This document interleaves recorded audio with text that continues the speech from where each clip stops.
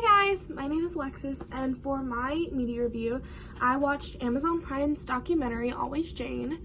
I watched the first episode, which follows the title character, Jane Norrie, as she figures out just like this transition in her life as a transgender individual. And in the first episode, we meet her sisters, her grandfather, and her parents, who are all very supportive of her, and they're even letting her skip her high school graduation so that she can go get a confirmation surgery done on herself, and she's very excited about that. And just watching the show, it just came very clear that as a society, we need to create safer spaces for people that identify as transgender to exist, because if we don't, it can lead to mental health problems, and it can lead to very dark pathways for those individuals to take.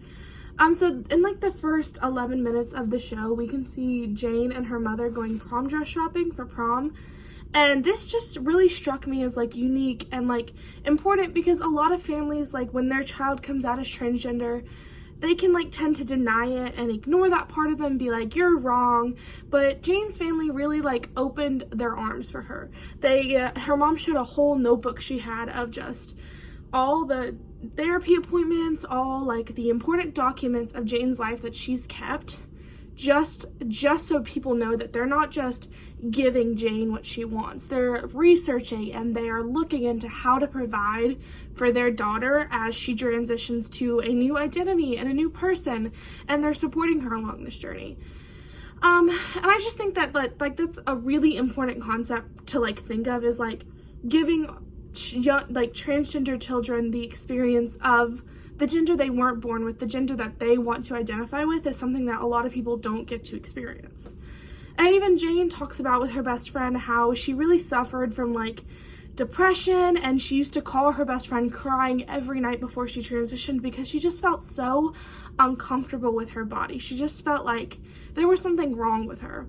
And she had a lot of mental health issues. She had to go to a lot of therapy to work through these issues. And oftentimes when people who identify as transgender come out to their families, they're met with animosity. The people think they're making up. They ignore like what they want, what those individuals want and they need for their life.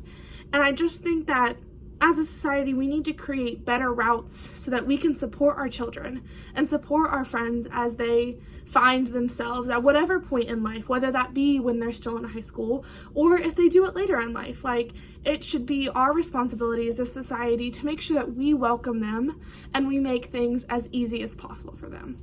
So that was pretty much what I saw in that documentary. It was a wonderful documentary, the episode I watched, and I would definitely recommend it if you haven't seen it. So thank you.